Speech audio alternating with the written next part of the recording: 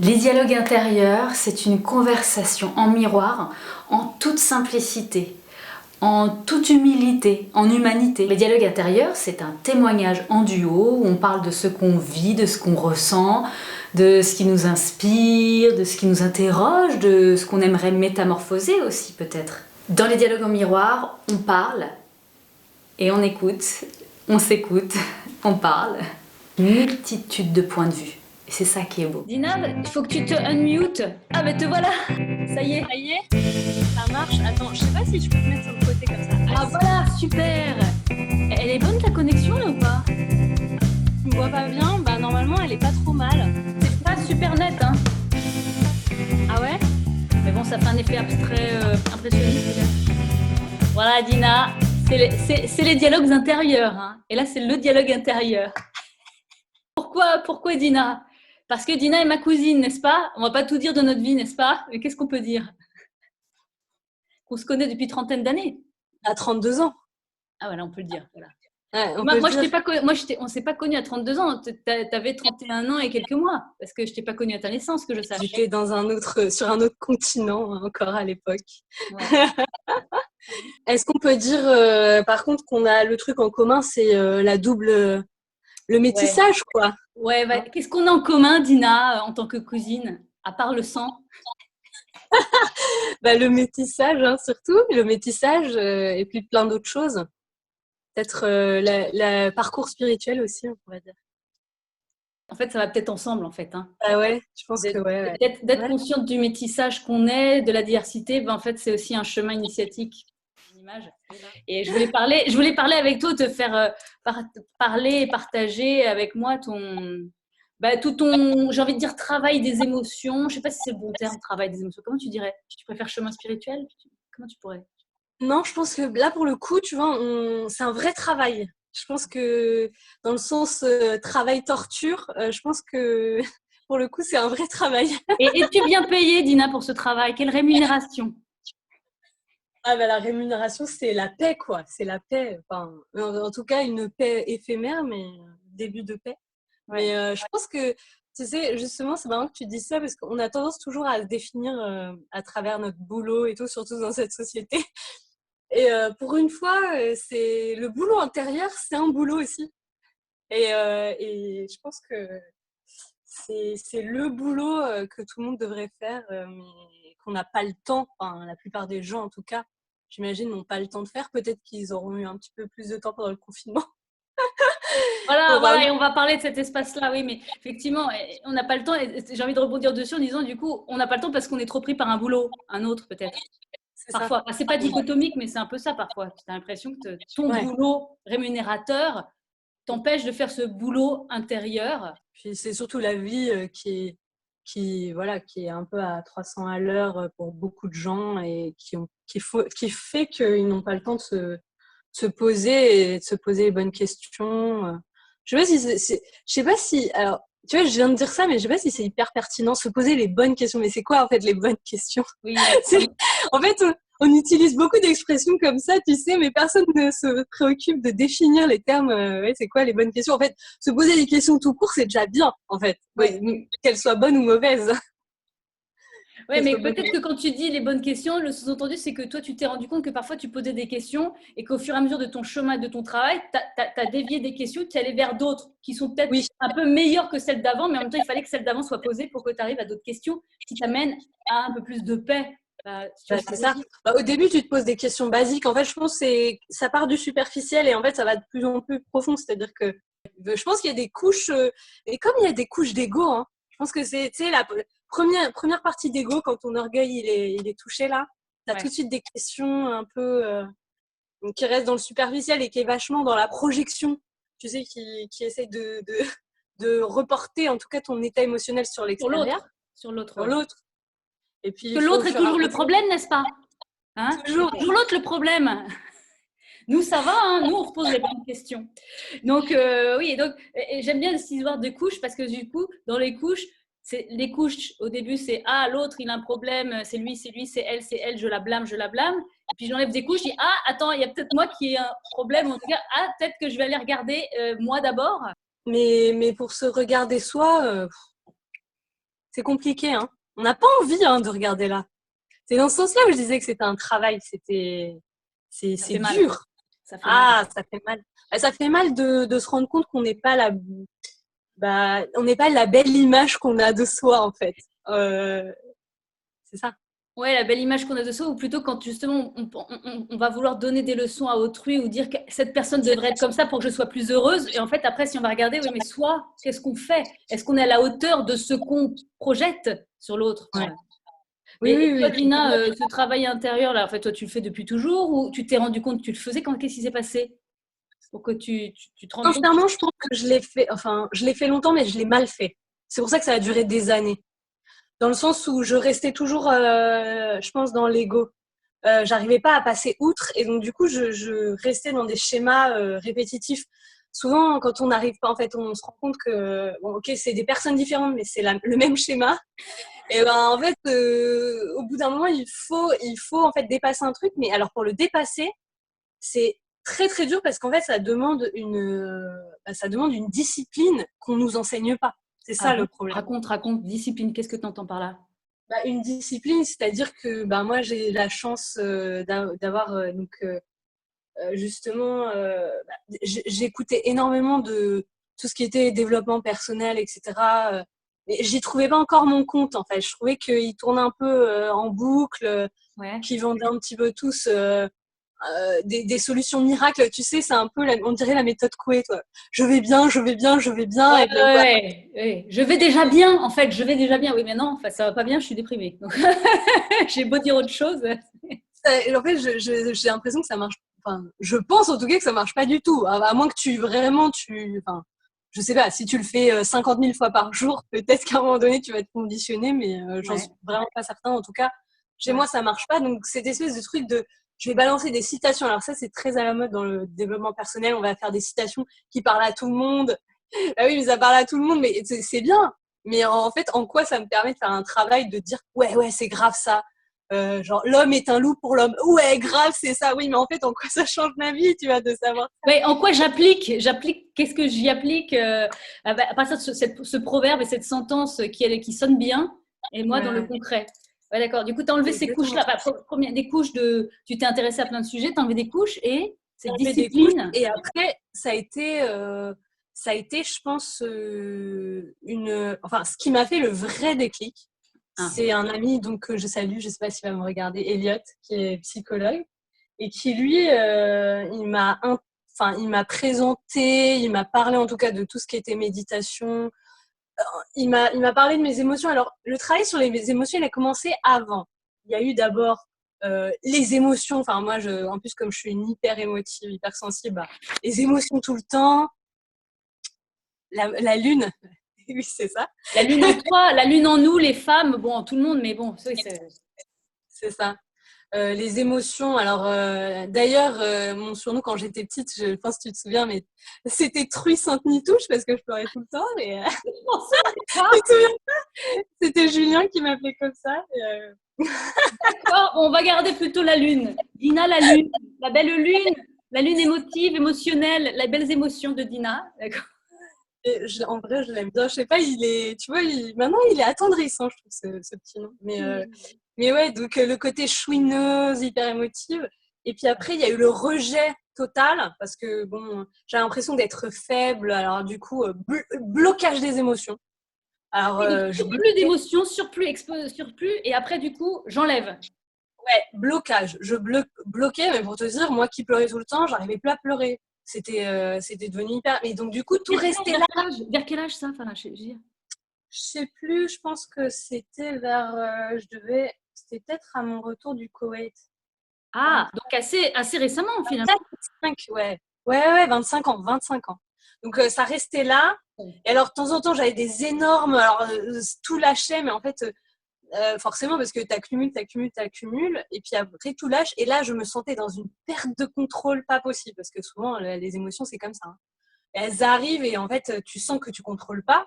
Et pour les gens qui ont besoin, et moi, bizarrement, je pensais pas avoir ce besoin de contrôle, mais je m'en suis rendu compte là-dessus. On a des besoins de contrôle différents par, tu vois, chacun. Et moi, c'était là-dessus, c'était mes émotions, je perdais le contrôle et du coup, un rejet. Enfin, j'étais vraiment j'aimais pas du tout ça. Je n'aimais pas, en fait, ne pas avoir le contrôle sur ces Oui, émotions-là. mais excuse-moi, Dina, mais si je peux me permettre, c'est parce que en fait, tu étais dans retenue, puis d'un seul coup, il y avait un tsunami qui arrivait. C'était un peu le contraste aussi, qui faisait C'est que ça, tu refusais. La première fois, tu avais c'est ça. refusé parce que tu ne savais pas d'où venait tout ça. Après, tu as Mm. réussi à le calmer. Mais en fait, après, c'est revenu en tsunami, donc dans Et puis, la vague dans le visage. Et là, du coup, c'est hyper déstabilisant. ouais, Ouais. exactement. Et puis, en fait, il y a eu petit à petit, j'ai fait des rencontres où les gens, en fait, ils ont pointé mon émotivité du doigt, mais avec Ah, bienveillance. Tu vois, ah, avec une énorme bienveillance. Et je pense d'ailleurs à toi. Je sais pas si tu te souviens, on était allé à Arcachon, on était allé voir l'océan et c'était la première fois que je rentrais dedans. Est-ce que tu te souviens que je rentrais dans l'océan Atlantique? Et j'ai eu, en fait, parce que j'étais face à, bon, voilà, ça c'est moi, j'étais face à tant enfin, c'était tellement majestueux, c'était tellement impressionnant. En plus, il y avait énormément de courants et tout, que je me suis mise à pleurer et t'étais à côté de moi. Et tu m'avais dit, mais non, mais c'est bien, enfin, c'est une force et tout. Et c'est vrai que moi, je me sentais ridicule au milieu de la mer en train de chialer parce que j'étais tellement émue, en fait, face à ce truc-là, enfin, à la beauté, quoi. Et toi, t'étais à côté. Et c'est vrai que t'as fait partie de ces gens-là où je me suis dit, mais ouais, en fait, enfin, pourquoi je devrais me sentir bête d'être là en train de chialer face à... pourquoi est-ce une anomalie? Pourquoi est-ce un problème? C'est l'arbre qui coule avec l'océan. Ben oui, Ouais.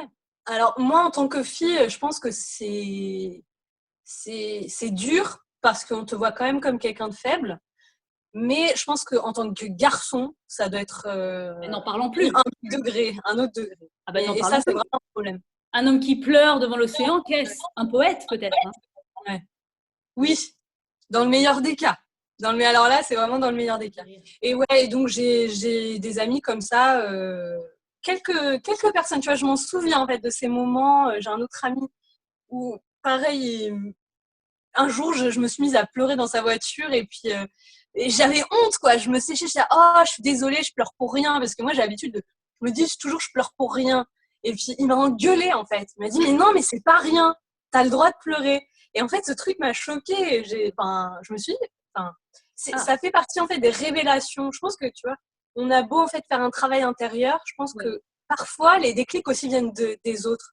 Dans ces moments-là, en fait, quand en miroir, tu te dis, mais oui, effectivement, en fait, j'ai l'impression que tout le monde me regarde comme, comme Jeanne qui rit, Jeanne qui pleure. Mais en fait, non, on va Là, il y te. avait un autre regard et du coup, tu te voyais différemment au lieu de te juger comme la pleurnicheuse et qui a un problème. Ah, mes larmes veulent dire quelque chose, elles sont là pour une bonne raison, en fait. Exactement. Mais je pense aussi que ça vient de gens qui ont fait aussi ce travail émotionnel, c'est-à-dire qui sont en paix aussi avec leurs émotions. Généralement, ça énerve énormément les autres de voir quelqu'un pleurer quand eux-mêmes ils n'arrivent pas à gérer leurs émotions. C'est là où ça énerve chez l'autre. L'autre qui n'arrive pas à les contrôler, ça t'énerve en fait. L'extrême joie, les pleurs. Oui, calmer, Il y tu veux calmer, mais arrête, t'es trop enthousiaste, mais arrête, t'es trop pleureux, le trop, hein, l'excès. Quand quelqu'un te pointe en disant t'es trop, mais en fait, suis-je trop ou est-ce toi qui n'es pas assez? Je ne sais pas, peut-être les deux. deux. Mais effectivement, mais de toute façon, quand les gens sont énervés, enfin, ou ils sont agacés, pas énervés, hein, mais ils sont agacés des fortes émotions des autres, bah, clairement, comme je t'ai dit dès le départ, on va toujours dire l'autre il est énervant, l'autre il est tout machin. Mais moi, en fait, pourquoi ça m'énerve, pourquoi ça m'agace? Et Pourquoi? c'est vrai que ça agace pas tout le monde. Donc, Exactement. mais ça, tu t'en rends compte après. Et donc, c'est tous ces rencontres, ces quelques moments-là de révélation qui peu à peu, tu te dis, mais en fait, je n'ai pas un problème. Est-ce que c'est comme ça? C'est ça. Et, au fur et à mesure, mais je n'ai pas un problème, mais j'étais pas encore maîtresse. Et c'est là où, donc, je reviens à mon ami Elliot, qui lui est psychologue et qui m'a présenté la méditation, etc. En fait, quand tu vas pas bien, tu veux toujours te distraire. C'est ça le problème. Ah, attends, Toujours on va le redire cette phrase parce que c'est bien. Non, mais c'est vrai, quand tu as une émotion négative, tu veux toujours te distraire, tu veux toujours la fuir. Tu veux jamais en fait rester avec elle. Pas, on dit pas l'embrasser, être heureuse qu'elle soit là, mais juste rester avec elle. Déjà, c'est trop. regardez, elle est là, et reconnaître sa présence. C'est ça. Et en fait, moi, en fait, j'ai démarré ma démarche comme d'habitude où je me sentais pas bien, donc j'appelle un ami pour me sentir mieux. Et puis lui, en fait, il m'agaçait énormément parce qu'il me disait, tu vas pas bien, bah c'est parfait, tu restes comme ça, quoi. Merci. Ah oui, SOS, bouée de sauvetage, merci. Bon, je Non, vais il me appeler disait, d'autres amis. Alors. Je vais peut-être appeler un autre ami qui va m'emmener faire la fête dans une boîte de nuit. non, mais il me disait pas ça concrètement, mais plus ou moins, il me disait, bon, bah maintenant, on va explorer ce sentiment-là chez toi. Là, en ce moment, tu te sens en colère, ben, on va explorer ta colère. Comment tu la ressens? Comment elle se ressent dans ton corps? Comment elle se manifeste? Et moi, j'étais là, mais moi, j'ai pas envie, je veux pas être en colère ou je veux pas être triste ou machin. Et en fait, ça a été très, très dur. Je pense que ça a duré des mois avant que je puisse enfin intégrer, ne serait-ce que comprendre, en fait. C'est complètement irrationnel. Quand quelqu'un te parle comme ça, Oui. tu te dis, il est fou. Enfin, t'arrives même pas à comprendre exactement de quoi il parle. Tu vois? Oui, Tu te dis, mais ça, parce qu'on est toujours en réaction par rapport à ses émotions. On n'est pas en train c'est de... ça. C'est ça. On va contre, en fait. C'est ça. C'est tellement un mécanisme que de dérégler ce mécanisme-là et de même, ne serait-ce que de l'envisager de manière abstraite, tu n'y arrives pas. Mais alors, donc, Et tu n'y arrivais pas. Donc, il te disait ça, tu captais pas, en fait. Ça percutait pas. je captais, alors sur le coup, j'étais là, La ok, colère. alors, mon angoisse, c'est là, j'ai mal au ventre ou j'ai un poids ici et tout, ok, bon, bah, c'est cool. Bon, bah, maintenant, on peut, enfin, et puis, tu sais, j'essayais tout de suite de repartir sur, ok, je sais que c'est là, mais Ouais. on passe à autre chose, en fait. C'est aussi le fait qu'on soit impatient avec nous-mêmes. Hein. On est dans une impatience la plus totale. Hein. Ouais. C'est genre, ok, je suis pas bien. Bon, alors, oui, ouin, je vais chialer 3 secondes et après, allez, on y va. La vie On passe à autre chose, continue. là, on switch, c'est bon, tout va bien. C'est ça, on est dans la société de l'instantané, il faut que ça aille vite, faut pas rester comme ça dans la contemplation de ses émotions, mais vous êtes fous, vous êtes des... Alors tout de suite, t'es une illuminée, quoi. T'es une illuminée. T'as que ça à foutre.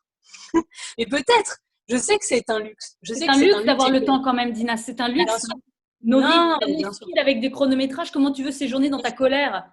T'en as une deuxième qui arrive, en fait. T'as même pas le temps de séjourner dans la première, en fait.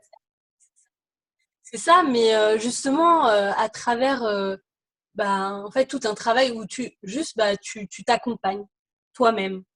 Et alors moi, ça a été encore plus compliqué parce que j'avais peur de la solitude. Alors en plus, par-dessus tout ça, je suis très extravertie. Je fais partie de cette minorité de gens hypersensibles extravertis, parce que la plupart sont introvertis, mais moi, je suis extravertie en plus, donc j'ai besoin des autres. Moi, je me ressource à travers les autres. Et donc, du coup, il a fallu que je désapprenne ça et que j'arrive moi-même à me sentir mieux sans l'aide, sans l'intervention de quelqu'un par-dessus. Sans la validation de quelqu'un? Ah oui, sans la validation, clairement. Sans le Clairement, regard clairement. de quelqu'un? C'est ça. C'est ça, c'est toujours...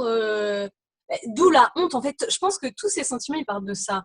Quand tu as honte que quelqu'un te voit pleurer, c'est parce que tu te dis, il va penser ça de moi, donc ça fait partie de la validation. C'est-à-dire que je veux qu'il m'aime, donc je veux pas qu'il pense que je suis un poids, je veux pas qu'il pense que je suis faible, je veux pas que ils se disent que voilà, genre il a pris du temps pour me voir et je fais que chialer, alors lui il a perdu son temps. Donc tout ça en fait, ça rentre en compte toujours dans ce besoin de validation, dans ce besoin d'exister, qui est très important. On peut pas exister tout seul, c'est sûr. Mais oui, j'allais te dire, Dina, je comprends quand tu dis, d'accord, on n'a pas, je vivais dans le regard des autres, mais qui ne le vit pas? À quel C'est degré ça. on pourrait dire que c'est un excès de vie dans le regard des autres? Tu vois, parce que Je pense que ça devient un excès quand tu portes un masque, parce que forcément on porte un masque en société. Ça devient un excès quand tu portes un masque constamment et avec tout le monde. et tu t'en rends Et même là, plus ça compte. devient Tu t'en rends même plus compte que c'est un masque. exactement. Et ça devient excessif. Et là, en plus, en plus, tu te sens mal constamment parce que justement, Tu joues la comédie, tu joues un rôle, c'est insupportable. insupportable. Ah oui. Donc, du coup, je pense que là, ça devient un excès. Il y a un moment donné où il va falloir que tu assumes un petit peu tes émotions, pas qui tu es. Alors, je déteste ces trucs, assumer qui tu es. Mais tu es qui? On n'est jamais, en fait, on est toujours en mouvement. Donc, je veux dire, on n'est pas quelque chose de fixe, c'est faux, ça. On évolue tout le temps. Donc, mais assumer tes émotions et assumer ses émotions, moi, en tout cas, je travaille dessus, mais je me rends compte autour de moi qu'en fait, c'est ça aussi, c'est quand tu prends le recul et que toi, tu commences à travailler tes émotions et c'est pas facile. Et en fait, du coup, tu regardes les autres avec bienveillance aussi parce que tu te dis, ouais, des fois, ça t'énerve, leur dis, mais vis-le ton émotion, t'es là, t'es triste, mais sois triste, ne retiens pas. Ouais. Et en même temps, tu sais à quel point c'est dur de te confronter à toi-même et à ton émotion. C'est difficile. Mais Ouais, mais en fait, l'émotion veut. Alors, j'avais entendu un mec qui disait ça, c'est hyper intéressant. ouais. L'émotion veut toujours une résolution. L'émotion veut toujours une résolution, c'est-à-dire qu'elle veut elle veut être ressentie. Moins elle est ressentie, plus elle va s'installer, plus elle va grandir en fond, quoi. Bah, pour moi, la résolution, c'est de la vivre. C'est de D'accord. l'accompagner, en fait. C'est de ne pas la fuir. Et de C'est savoir qu'à un de se moment, elle dire va partir. À un moment aussi, elle va exactement, s'éliminer. Ça, on a du mal à l'imaginer. exactement, On a l'impression qu'il faut qu'on agisse pour que ça parte. c'est ça. Alors que non, les émotions, elles viennent, elles partent d'elles-mêmes. Et elles partent beaucoup plus vite qu'on n'essaye pas justement de les fuir. Beaucoup plus vite. Moi, justement, j'avais des épisodes de tristesse qui pouvaient durer 3 jours, mais d'intense tristesse. Et maintenant, c'est hyper rare. Ça va me durer 2-3 heures. Parce que, en fait, je réagis plus du tout de la même manière. Je me dis, ok, je suis triste, je vais pas essayer de le fuir. Et je sais que ça va partir de toute façon. Il y a un moment donné où je vais avoir une autre. Parce que, mais alors, raconte-nous les moments où, quand tu as eu cette expérience de regarder, d'explorer et de voir que ça partait. Les premières fois que ça s'est arrivé, parce que là, apparemment, c'est un exercice qui pour toi est un exercice quotidien. Mais Alors, ouais, non, mais c'est pas quotidien. C'est toujours difficile à mettre au quotidien parce que j'ai encore cette tendance à j'ai pas trop envie là aujourd'hui de me confronter d'accord. à ces émotions. Ah, il y a une bonne série où il y a. En fait, c'est ça le problème, c'est que souvent c'est quand on arrive très très bas qu'on commence à travailler sur nous-mêmes. Ouais. Mais le travail est d'autant plus dur en fait qu'on est tout en bas. Mais on peut le faire. Enfin, moi, c'est comme ça que j'ai commencé. Mais je pense qu'au quotidien, c'est hyper important, 10 minutes, 15 minutes par jour, juste de se dire comment je me sens là. C'est ça alors le travail de méditation disciplinaire, entre guillemets, tu dis, qui t'a permis d'exercer ça? Oui, voilà. Déjà, le travail de méditation, en fait, il permet de se détacher de ses pensées. Et ça, en fait, c'est ça qui est dingue. C'est que pour moi, tout part de l'émotion, qui ensuite, l'émotion crée de la pensée, qui ensuite, la pensée, en fait, crée des croyances. Et les croyances alimentent l'émotion et en fait, ça fait un cercle vicieux comme ça. Donc, je me sens triste. D'un coup, je vais commencer à essayer de mettre des pensées dessus. Je suis triste parce que je suis seule, parce qu'il fait moche, parce que machin, il m'a dit ça qui ne me plaît pas. Ensuite, croyance, paf, ça va m'aborder une croyance. Il m'a dit ça parce qu'il m'aime pas. De toute façon, je suis nulle. De toute façon, Surinterprétation. Ah, surinterprétation, tout à fait. Mais c'est comme ça, en fait, c'est comme ça qu'une pensée négative, je sais plus qui avait dit ça, mais une pensée négative, ça peut aboutir à la fin à un train de pensées négatives et arriver. Et généralement, ça va vraiment crescendo dans la négativité. Ça commence par oh, aujourd'hui il fait moche, oui, tout, et puis ça finit par ma vie, c'est de la merde, tu vois. Généralement, c'est dans ce sens. C'est très efficace, ouais, ça marche bien. C'est une équation qui fonctionne bien. Et justement, c'est avec une amie à moi qu'on en parlait. On parlait de ça, justement, du fait que le bonheur, c'est un effort. Parce qu'en fait, notre cerveau, en fait, par exemple, on est en pique-nique, il fait beau, t'es avec tes potes et tout est magnifique, mais il y a un serpent. Et tu le vois, le serpent. Mais c'est impossible que tu te concentres sur la beauté du soleil, tes amis et tout. Tant que le serpent est là, il va te gâcher ta journée. Ça oui, tu vas faire un focus dessus. Exactement. Exactement. Mais notre cerveau est fait pour ça, pour nous sauver la vie. Donc, il se concentre en fait sur le négatif beaucoup plus que sur le positif. La méditation, c'est un exercice de l'esprit à se détacher des pensées et peut-être aller voir aussi par gratitude, par l'exercice de la gratitude, des choses qui sont agréables dans nos vies en fait. C'est ça, c'est exactement ça. C'est vraiment un exercice, c'est comme disait donc mon ami, c'est une gymnastique de l'esprit. Une gymnastique. Et c'est vrai que petit à petit, en fait, plus on le fait et plus c'est facile. Plus on arrive tout de suite, ah, j'ai une pensée là, prédiction négative, jugement, comparaison avec les autres. Ah, mais en fait, on la reconnaît. Ah, bah attends, là, je suis en train de me comparer aux autres. Là.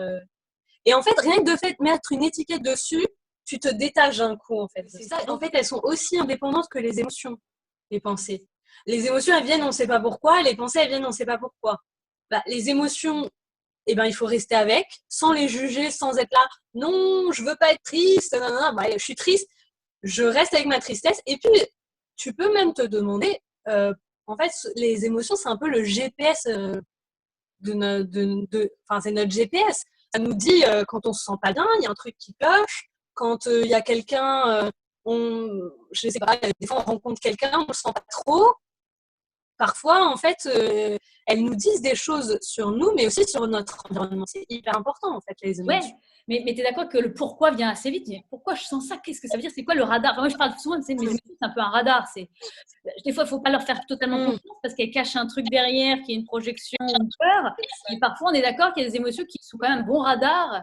Ouais. Mais justement, c'est un peu un piège de toujours se poser la question du pourquoi. Ouais. On peut, parce que pourquoi, en fait, il y a plein de raisons. Tes émotions, elles viennent de plein d'endroits. Et donc, du coup, en fait, moi, justement, avant, je me bloquais beaucoup sur le pourquoi. Et en fait, c'est un serpent qui se... si tu cherches à trouver le problème dans ta vie, mais alors tu vas détricoter le truc jusqu'au bout. Voilà, on détricote et c'est sans fin et on retricote en détricotant. Tu es tout complètement empêtré dans le truc, tu t'es toi-même complètement emprisonné. Enfin, je sais pas ce que tu en penses. En fait, c'est pour ça que vaut mieux les accueillir comme elles sont. Et en fait, les laisser passer et garder tes objectifs en tête. Parce qu'en fait, quand on s'en détache et qu'on connaît nos objectifs, on connaît nos valeurs, on connaît nos objectifs de vie, en fait, on laisse plus les émotions prendre le dessus et elles nous accompagnent et elles sont un peu comme un GPS dans nos objectifs. Tu vois ? Ça m'accompagne l'émotion, ça m'accompagne. C'est pas une question de prendre le dessus, prendre le dessous, contrôle, etc. Ça m'accompagne. Parce qu'en fait, dès l'instant où on ne veut pas être conscient de nos émotions, on passe, enfin, là, je pense qu'on peut se bourrer beaucoup plus facilement parce que par exemple, le nombre de gens qui restent tellement d'années dans un truc qui les rend malheureux, où en fait ça grimpe, et ils ont mis de côté pendant des années, ils ont mis de côté cette émotion-là qu'ils ne voulaient pas voir. Mais du coup, en fait, elle ne peut pas les guider, en fait, cette émotion-là. Quand on la met de côté, quand on ne veut pas la regarder, c'est fini. Après, quand on se laisse déborder, ça finit comment ? En burn-out, en machin. Alors là, les burn-out, j'en ai tellement autour de moi que je les compte plus. Malheureusement, dans notre société, c'est vu comme le compagnon, le boulet. C'est vu comme le boulet au pied, tu sais, les émotions. C'est le truc qui t'entrave. Alors qu'en fait, c'est en réalité. Ouais. En réalité, si on commence à les accepter et puis à les mettre à l'honneur, en tout cas, les laisser nous accompagner, mais en fait, c'est le meilleur propulseur. C'est le meilleur des propulseurs. Et je pense que c'est un choix. C'est pas un choix, malheureusement, c'est un choix inconscient pour beaucoup parce que voilà, on n'éduque pas les gens et on est obligé de s'éduquer et c'est dur de s'éduquer. C'est dur, c'est dur et j'espère que le monde en ce sens va se transformer parce que je rêve d'une école qui nous aide à explorer les émotions. Encore une fois, j'ai pas envie qu'il y ait une école qui nous mette grand 1, la tristesse, c'est ça, maintenant t'apprends par cœur et tu l'appliques. C'est beaucoup plus mouvant que ça. Et je sens qu'il y a quand même plein d'écoles dites alternatives ou autres qui proposent aux enfants d'aller explorer leurs émotions. T'imagines un monde où tout le monde irait explorer sans complexe, sans vouloir cacher ce truc qui est quand même un des plus beaux outils pour nous. C'est incroyable en fait. C'est comme si on était doué de quelque chose et en fait tu laisses tomber ton talent. Ouais, c'est ça. C'est exactement ça, je pense. Et c'est pour ça que tous les divertissements enfin, je veux dire, moi, j'imagine toi aussi dans ton expérience de prof, et moi, les gamins, s'ils s'ennuient ne serait-ce que 5 minutes, c'est un vide colossal. C'est-à-dire qu'en fait, puis je les juge pas parce que moi, ça m'est déjà arrivé de me retrouver dans un pays où j'avais pas internet ni rien et je faisais une dépression la première semaine. C'était une catastrophe d'être face à moi-même sans la distraction qu'on peut avoir en fait tout le temps et d'être face à soi-même quand on s'y confronte jamais dans son quotidien. T'es complètement désœuvré. T'es désœuvré, tu sais pas quoi en faire, tu sais pas quoi faire de toi, t'es face à un vide, t'es face à une absurdité, alors qu'en fait, c'est pas vide, c'est ce que je voulais dire. Et Dina, le confinement, déconfinement, est-ce que tu trouves que ça t'a apporté d'autres choses dans ta besace de travailleuse des émotions? J'en fais partie aussi. Sincèrement, en fait, c'était assez intéressant de voir qu'en fait, comment les autres ils géraient ce moment-là un petit peu. Plus pour les autres que pour moi. Mais moi, en fait, je me suis rendu compte quand même que j'aimais bien. Je pensais être une casanière, mais en fait, je me suis rendu compte que non. Hein. Pendant le déconfinement, pendant le confinement, je me suis rendu compte que j'aimais. En fait, je deviens de plus en plus accro à la nature, à aller voir la mer régulièrement et tout. En fait, moi, ce qui est intéressant, c'était de voir un peu comment les autres, plutôt comment l'humanité est en train de réagir face à ce retour sur soi obligatoire. Et en fait, c'était hyper intéressant d'écouter ça, un peu de voir une distance. En fait, je pense que ce qui était commun, alors chacun l'a vécu de manière différente, mais ce qui était commun, c'était une distanciation des gens par rapport à la société. Ils se sont rendus compte pour moi. Et toi, qu'est-ce que tu as vu, toi, Nina? Moi, je suis passée par plein d'émotions moi-même et des émotions en réaction aux émotions des autres. Parce qu'évidemment, réseaux sociaux, évidemment, Internet, du coup, j'étais quand même un peu dessus. Et du coup, je voyais les gens réagir, je voyais leur ascenseur émotionnel qui créait mon ascenseur émotionnel. Des fois, ma volonté de ne pas réagir, ou me dire, non, calme-toi, ne réagis pas. Donc, pour moi, c'était vraiment la valse des réactions sur les réactions. Une espèce de sandwich ou de millefeuille de réactions. Alors là, c'est une espèce de chaos, en fait. Je me suis dit, on arrive dans un chaos émotionnel. Comment on va s'en sortir et faire le ménage, en fait? Moi, je le vois maintenant que là, ça fait quelques jours que je ne regarde plus du tout la télé. Ouais. Et je me rends compte, en fait, de la zénitude dans laquelle tu te trouves. Ah, mais c'est dingue. En fait, c'est ça le truc, c'est que bien sûr, on est un être humain dans le monde, clairement. Mais en fait, de temps en temps, il faut se ramener à sa perception, à son monde, à soi. On n'est pas qu'un être humain dans le monde. Alors tout le monde dit oui, mais il faut s'informer, il faut savoir comment les autres vivent et tout. Ouais, le cerveau, il a quelque chose de limité et je pense qu'il est en surcharge, hein, la fameuse surcharge mentale, surmenage ou surcharge. Et là, je te rejoins là-dessus. Et quand tu parles de revenir à son intériorité, pour moi, c'est un peu faire sa retraite spirituelle à petite échelle ou plus longuement par une méditation, juste pour arrêter de sortir un peu. On a tous, moi j'ai senti qu'on a tous besoin d'une retraite spirituelle, si courte soit-elle. Mais on va pas partir tous en monastère, mais il faudra avoir des mini monastères chez soi, quoi, en fait, parce que pour sa santé mentale. Oui. Mais tu vois, c'est intéressant que tu reparles de monastère parce que toi, c'est quelque chose que tu as vécu, ce silence pendant combien de temps tu es resté en silence? 10 jours en silence total et sans parler et en méditant des heures par jour. C'était incroyable. Je l'avais choisi, hein, c'était pas du confinement. En fait, ouais. Mais bien sûr, mais en fait, tu vois, pour revenir au truc, je pense que les premiers jours, ça devait être une réelle souffrance. Moi, ce qui était une souffrance, c'était d'être en tailleur. Mais de me taire, j'ai adoré, en fait. Étonnamment, hein, parce que je blabla. Ah ouais? Ouais, pas du tout, ça m'a fait tellement de bien. Mais il y en a qui n'ont pas supporté, hein. Il y en a qui sont partis parce qu'ils étaient tellement paniques de pouvoir parler. Moi, j'avoue, c'était salvateur. Et je trouve que le silence fait beaucoup de bien. Hein. Fermer sa bouche. T'imagines si on disait confinement des réseaux sociaux, plus personne n'écrit quoi que ce soit. On se tait là. Ça serait bien. Ah, ça serait bien. Hein. Ah, franchement, une semaine, tout le monde ferme sa gueule. Mais à la télé aussi, hein. Franchement, à la télé aussi. Bon, Dina, écoute, il y a beaucoup de choses qui ont été dites. Hein, je suis contente que mon portable, il m'ait pas lâché. Merci. Merci. Et puis, bisous, on se te courant. Ouais.